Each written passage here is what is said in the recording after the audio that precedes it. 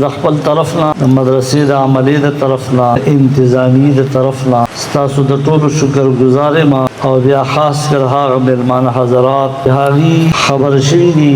او خواهش ظاهر کړي او یا بیا هغه چې هغه ته باقاعده دعوت شوی دی لري او د نږدې نه هغه تشریف اوري وکړه هم د جامع زینت جوړ شو او هم د دې تقریب زینت جوړ شو مرکزی قائدینوں کے محترم جناب حماد الرحمن جانی سے دا انجمن طلبہ اسلام پر مرکزی قائدینوں کے دے اور دا انجمن طلبہ اسلام خپلی او تاریخ آغی تشریف آوری فرمائے دا زپت تحید دل باندې داغی شکریہ ادا کروں داغی سرا دا پاک آرمی دا طرفنا من پا دی مجلس کی شریک او منتح حوصلہ را کے ان کے دا محترم جناب کیپٹن عمر ایاز سے 11 کور سره داغي تعلق دی د پېښور داغي تشریف اوریو کړه تاسو معلوم نه نو په پین شرط کې چې کوم صاحب موجود دی دا کیپٹن عمر ایاز سے د دون لرینا او د دون اهم ادارې د پاکستان نا د مو غریب خانه تاغي تشریف راوړو زه شکریا ادا کوم مختصر شکریہ د الفاظو نه بعد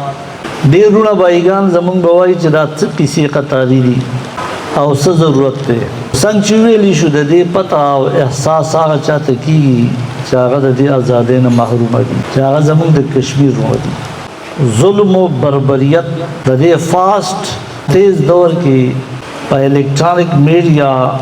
په چینلو باندې او په سوشل میډیا نشم ویلی چې د چا نه پټي دعا ده چې مقبوضه کشمیر خدای د پاکستان حصہ وګرځي ډېر پروګرامات کیږي او په 14 اگست باندې کم تقریب کیږي د دې دو ایم دي او دو مقصد یو دا چې په نعمت الهی باندې د شکرې اظهار ده او یقینا آزاد ملک وطندارو د پاره پاغه وطن کې د اوسیدونکو د پاره عظیم نعمت 1857 نا د جنگ آزادۍ کوششونو شروع شو او پاغي کې ډېرې قربانۍ پیښ شوې زبا پنجاب نه یادوما زبا بلوچستان نه یادوما زبا سند نه یادوما او زبا پکې پی کې نور علاقې نه یادوم ستام ملکان یادوم د انګريز په دور کې دلته ریل راغله او درګه داغي آخري سټیشن دی پر ریل کې چې بکمه توپخانه د ملکان د مسلمانانو د خودریزه د پر راتلې نو د پیر اف مانکی شریف محترم جناب امین الحسنات سے رحمت الله تعالی علیہ مریدانو با دا هغه توپ په خلو کې شړای ورکړي چې دا بلاست کیږي او دا ډس کوي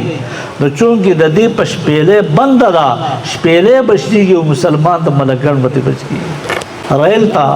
خلق ځان قرباني کړي دی او تملاستی ریل داغه د پاس اوړېدلې دی او ډبه چې کومه داغه د ریلوې لاین نه لاندې شوی دا ریل درګې ته نه دی رسېدلې مردان ته نه دی رسېدلې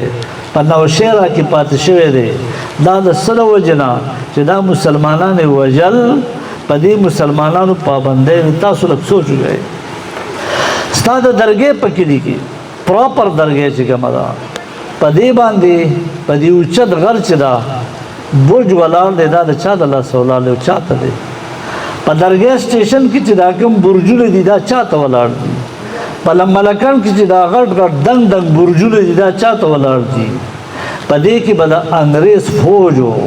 په دې کې به د انګريز فورس او دا مسلمانان دا به د هغه ځای نه ټارګټ کول چا سر نشو چتولی او د پا دې خطه کې د خپل مسلک او مذهب مطابق زندگی نشو تیرولی غلامی وا نن کته په ملکان کې آزاد ګرځي نن کته د دې د ریسټورنټ نه مزه اخلي نن کته د دې پر ریسټاوسس کې ته چې کوم دین واغه لذیذ او خوندور خانه خوري نن کته گویا په بازارونو کې جلوسونه وباسي